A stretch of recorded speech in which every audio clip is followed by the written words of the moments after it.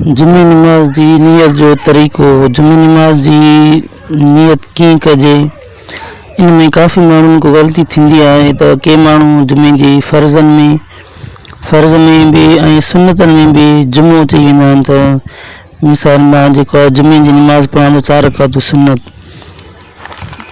ऐं अहिड़ी तरह कुझु औरतूं जेके पंहिंजे घरनि में नमाज़ पढ़ंदियूं आहिनि, जेके उन्हनि खे ज़ोहर जी नमाज़ पढ़णी पवंदी आहे, थी सघे थो उहे मथां कुझु अगरि जेकॾहिं जुमे जी नियत करनि थियूं त उहो सही न आहे।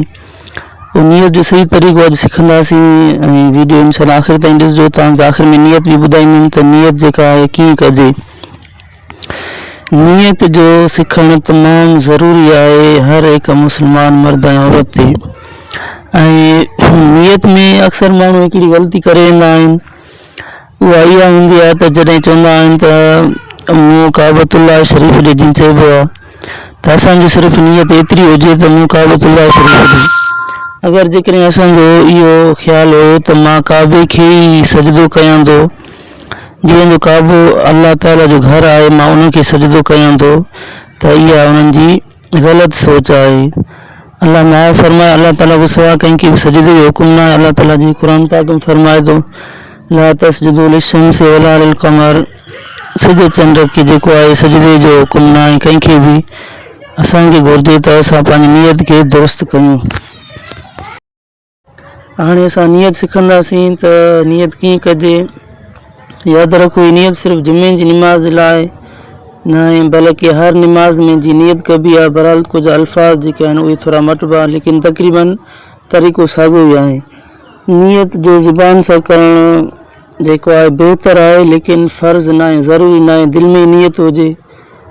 मां नमाज़ पढ़ां थो जेका आहे अल्लाह ताला जे लाइ पढ़ां थो, जेतिरी रकात आहिनि उहो नियत करे, वक़्त जी नियत करे, ज़ोहर आहे त ज़ोहर, असर त असर, ऐं अहिड़ी तरह मूं काबतुल्लाह शरीफ़ ॾेई करे अल्लाह अकबर चवे, इहो नियत जो हुजणु ज़रूरी आहे। बहरहाल नियत खे जेको आहे आवाज़ सां या दिलि में या दोहराइण सां, ज़ुबान सां, इहो ज़रूरी न आहे। नियत दिलि में हुजे या बहितर आहे।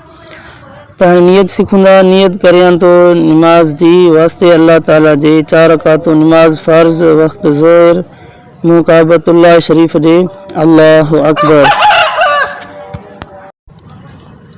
हीअ हुयो नियत जो तरीक़ो। अगरि जेकॾहिं तव्हां मग़रिब जी नमाज़ पढ़ो था त तव्हां सिर्फ़ु मग़रिब जी नियत कंदव ऐं उन जी 3 रकातनि जी नियत कंदव। अगरि जेकॾहिं सुबुह जी नमाज़ पढ़णु चाहियो था त तव्हां सुबुह जी नियत कंदव ऐं रकातूं जेके आहिनि उहे 2 चवंदव। बसि बहरहाल साॻी नियत आहे, बसि रकातुनि में चेंजिंग ईंदी, या जेका आहे जेको वक़्तु आहे उन्हनि जो अंदाज़ो कबो ऐं उहो चइबो त वक़्तु फ़जर या ज़ोहर। त दोस्तो इहो नियत जो तरीक़ो। अगरि जेकॾहिं तव्हां वधीक दीनी मसइला सम्झणु चाहियो था त मसइलनि जीअं औरत खे जुम्मो नमाज़ कीअं पढ़णु घुरिजे, ऐं अहिड़ी तरह त मां हिकु ॿियो वीडियो ठाहियो आहे, तव्हां उहो ॾिसी करे इन जे बारे में मुकमल ॼाण हासिलु करे सघो था। ऐं इन खां अलावा जेकॾहिं तव्हां दीनी मसइला सिखणु चाहियो था त असांजो चैनल सब्सक्राइब कयो। वॾी महिरबानी।